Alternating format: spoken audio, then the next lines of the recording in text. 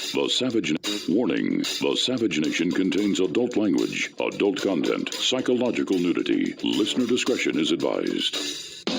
And now, the world's most exciting podcast, The Savage Nation, home of borders, language, culture. And here he is, New York Times best-selling author and National Radio Hall of Fame inductee, Michael Savage.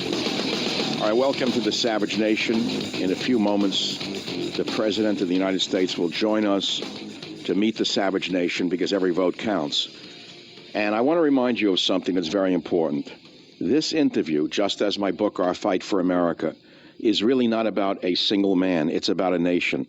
It's about a fight that can't be fought by one man. It must be fought by all of us. I've been on the radio for over 26 years, spreading the news and doing my part to resist the radical left's war on our borders, language, and culture.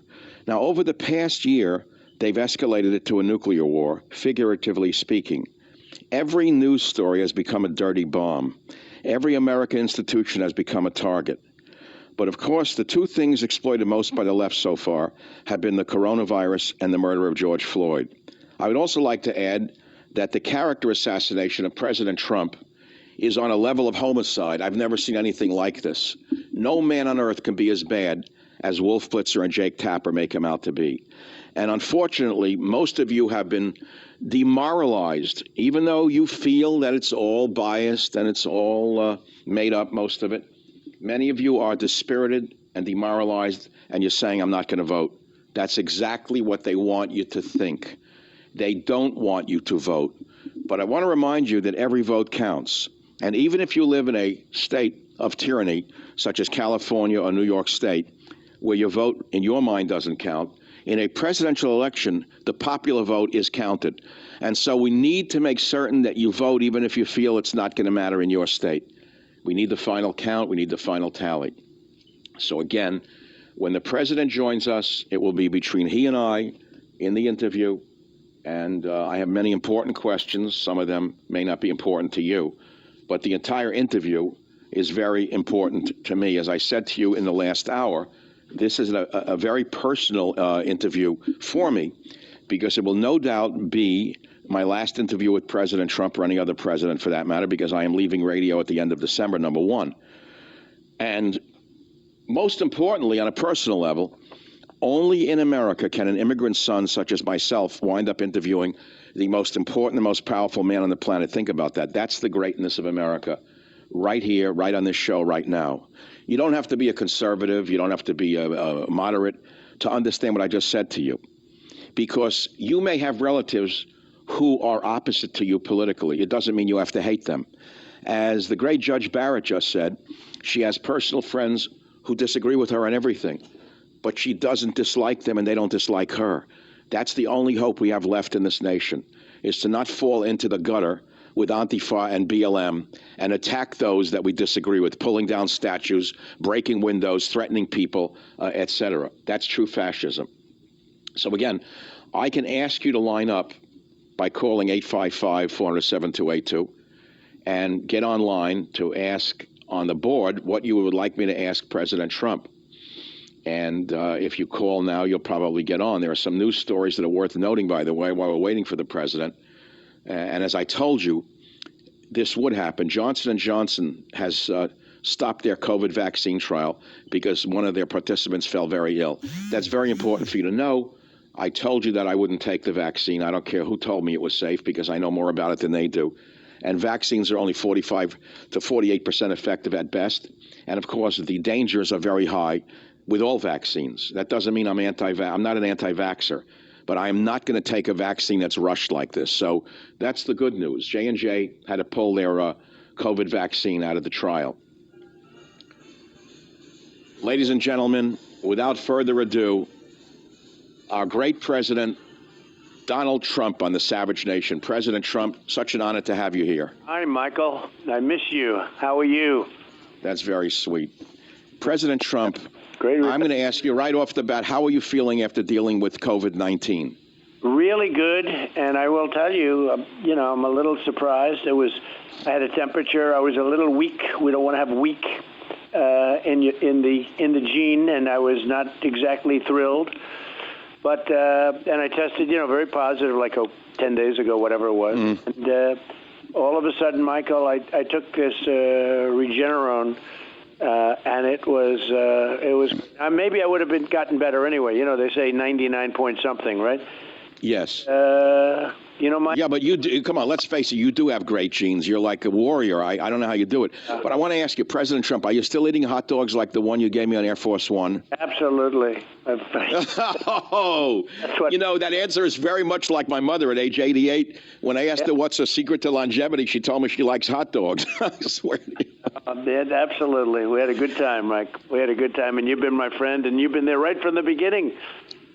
Well, I certainly am still right here because I think every vote counts. Yeah. And I'm not believing the polls, by the way. The polls have you behind, but there's no energy for Biden.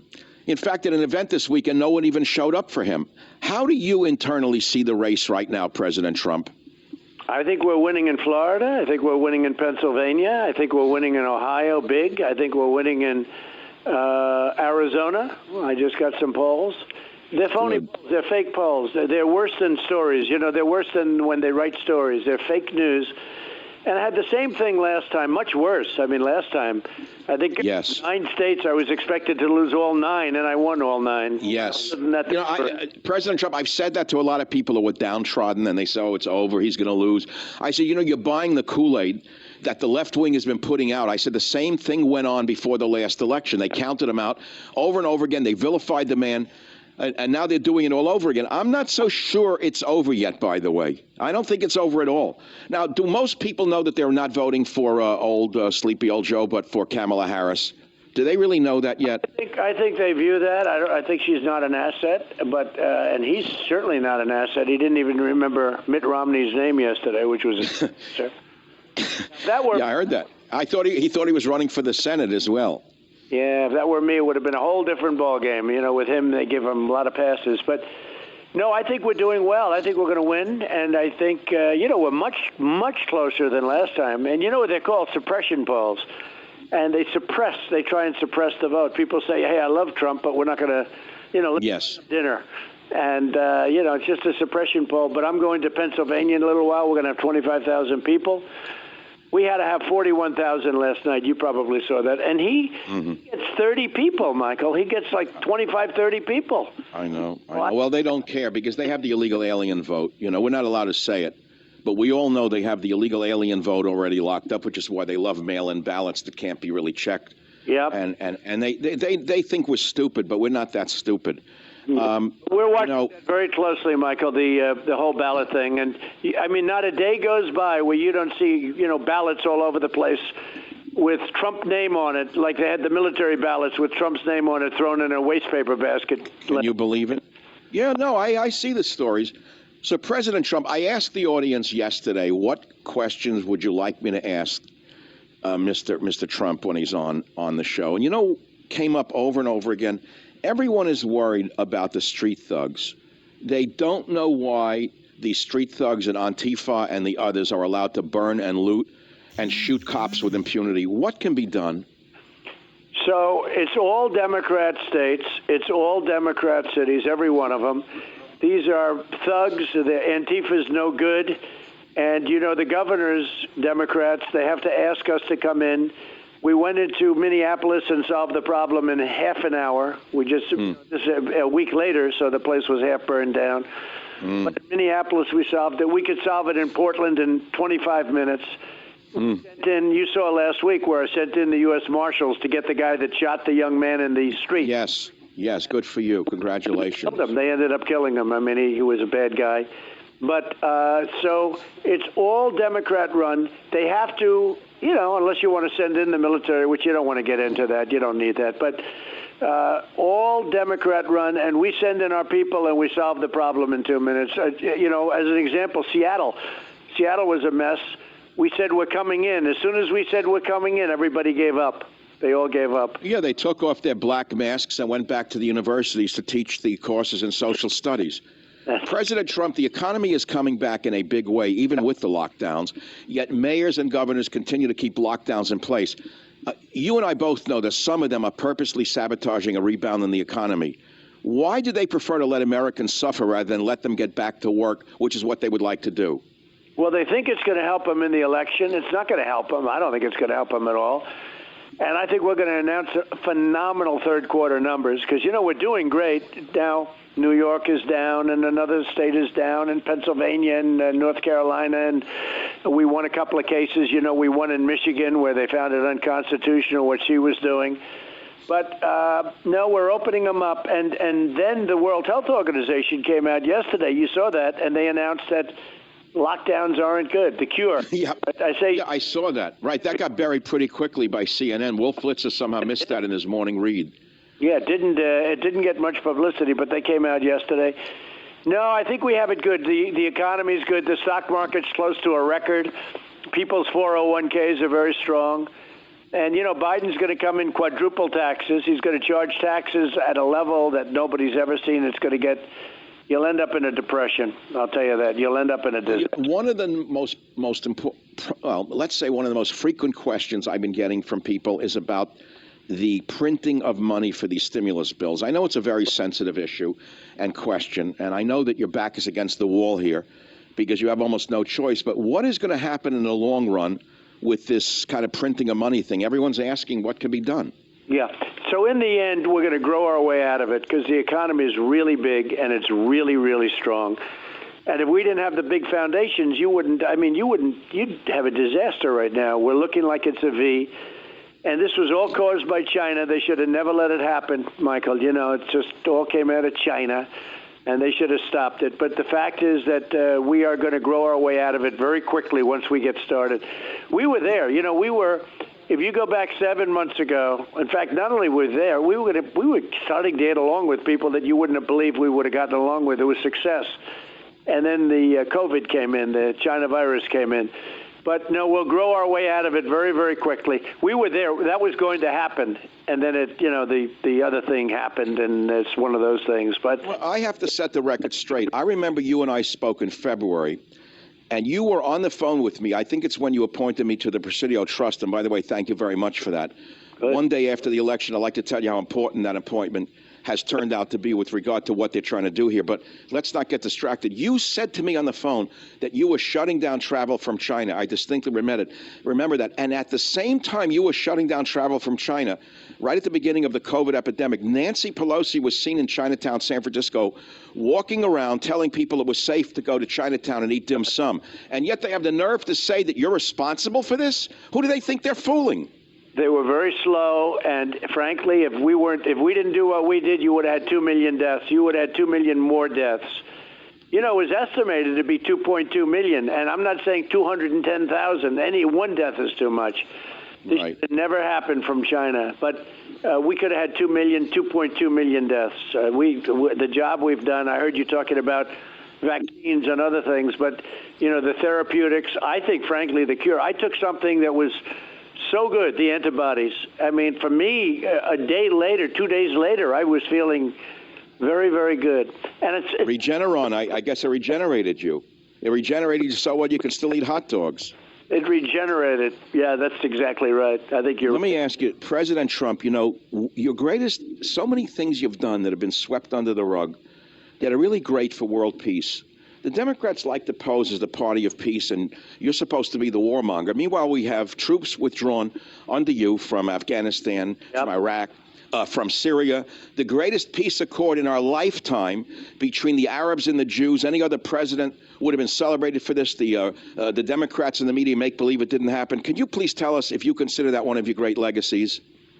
Well, I do. I think judges, I have 300 judges by the end of the first term, which is a record, and 3 Supreme Court judges. If you look at what's going on today with Amy, she's doing a she's great. job. She is great. Wow, they can't touch her. No, she's fantastic. So you have 3 Supreme Court justices. But, no, I'm very proud of that because I know you're a big fan of Israel and what we've done. Nobody's done what we've done between Jerusalem and Golan Heights and frankly, breaking up the Iran deal, which would have been a disaster for Israel. And so you brought the Jews and the Arabs together. That first flight from Israel to the UAE was historic. Yep. How in the world can people say you're a warmonger when in the face of it, you're a peacemaker? Well, I have rebuilt the military. We have $2.5 trillion into the military. We have the greatest weaponry ever. And we need that, Michael. We have to have that. We have to have that. But no, I think we've done a job like nobody else. Actually, the other side, the so-called professionals that have been doing this for 40 years, they can't believe what we've been able to do. And we have many countries right now that want to come on.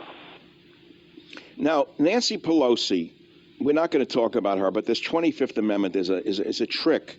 Yeah. And everyone sees that she intends to commit Senile Joe to an old age home and let her stooge Harris win.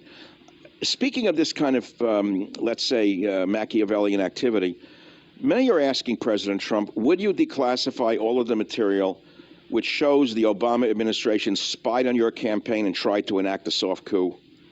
Well, I've actually done that, and we've caught them cold. And we're going to push it very strong, but we've caught them, and I have declassified everything. Virtually everything's been declassified. And honestly, we caught them cold. It's a disgraceful thing that happened. Then they talk about the peaceful transference of power, but there was nothing peaceful about it because they were after me before I even got elected. So well, they haven't stopped yet. They haven't stopped yet. Well, we haven't stopped either, but we've caught them cold. Michael, I see your fighting spirit has been regenerated as well. We have no choice, I tell you what. No, I got to ask you a personal question. Go ahead. How do you have this fighting spirit? Is this a genetic thing from your mother, father, or both? Maybe, I don't know, but I don't even think about it. A lot of people ask me that question, the energy or the spirit, but I just love what I'm doing, and we're doing a great job, and no administration's done what we've done in the first 3.5 years between the military, the tax cuts, regulation cuts, all of the judges. 300, think of it, by the end of the term, 300 federal judges. It's unheard of, records. And Amy Barrett, by the way, she is some choice. She's going to be a shoo-in because they can't touch her.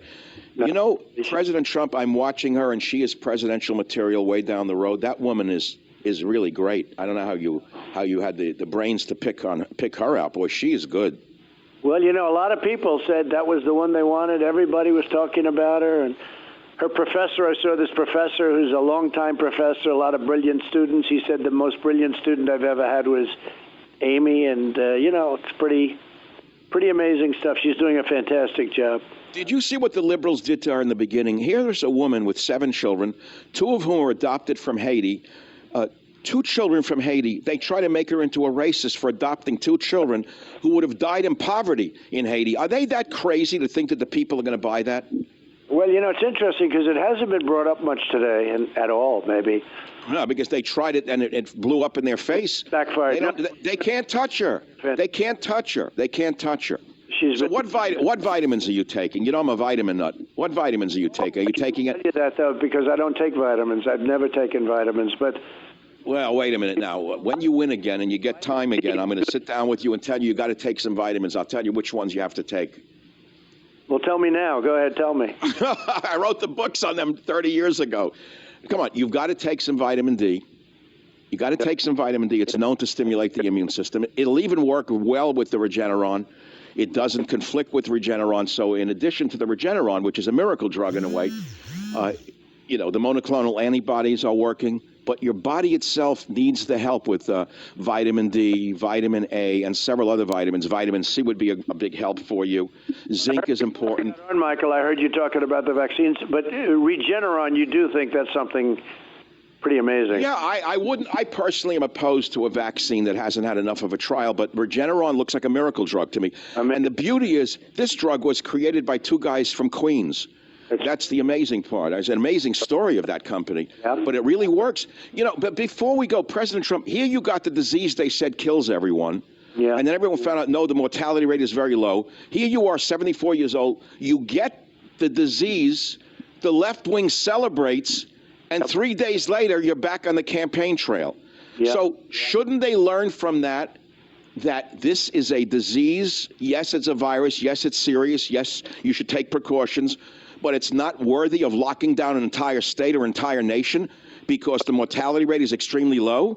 That's true. The World Health Organization came out yesterday, finally admitted that I was right, and it's true. But I will say this. I'm leaving in just a few minutes for Pennsylvania, Yes. You have an unbelievable crowd, and I look forward to doing it. You're right. I caught it, and you fight it off, and you have to fight it off, and it's just one of those things. And then they say you're immune. Now, I don't know how long, whether it's 4 months or a whole lifetime. Nobody really gets. How is my favorite lady on the planet next to my wife doing, Mrs. Trump? Fantastically. She says hello. I said I'd be speaking to you. It's great to speak to you, too, actually. No, you know that we have a certain a rapport. Well, like when I see you folks once in a while, you know there's an emotional feeling. I don't know how that works. How does that work between people? I don't understand it. Well, we had, and right from the beginning, you were sort of saying that guy's got a really good shot, and I always remembered that. Not everybody said. Well, I want to remind the people today that even if you live in a communist state that you think your vote doesn't count, like California or New York, your vote counts in the popular vote tally. We've got to get everyone listening to this show to get off their behinds and go out and vote, send in those ballots, whatever you have to do, because every vote counts, and we need Donald Trump for another 4 years. That's what I say. Well, Michael, I appreciate it, and I think we're going to win. I think we're going to win by maybe a lot, but if it's 2 votes, it's okay. But you know what? I think we're going to win by maybe a lot. And, when we have 25,000, 30,000 people every time I stop, that's your best poll. That's those. Yeah, but President Trump, please take care of your health. Health is number one. You're still in recovery. You still have to, be strong, but be a little careful. That's what that's as one friend to another. Just okay. Be a little careful. Don't overdo it. You're still in recovery. Your body is still healing. That's what I would say. I don't mean to be a nervous Nancy here, but let's be careful. It's good. Let's be careful. We care about you. Good. President Trump, we've got to let you go to Pennsylvania. You've got big things to do. From the bottom of my heart, the part that's still left, I want to thank you for being with us today on the Savage Nation. And I know that everyone listening to the show feels exactly the same way. Thank you, Michael. It's an honor, and I will see you soon. You take care of yourself. Thank you. Bye now. Savage. We all know losing weight is tough, and with COVID lockdowns, many of you are probably experiencing weight gain. Well, are you ordering too much takeout? Heading for the snack cabinet too often? Loading up on sweets? Are you lacking the energy you once did and wanting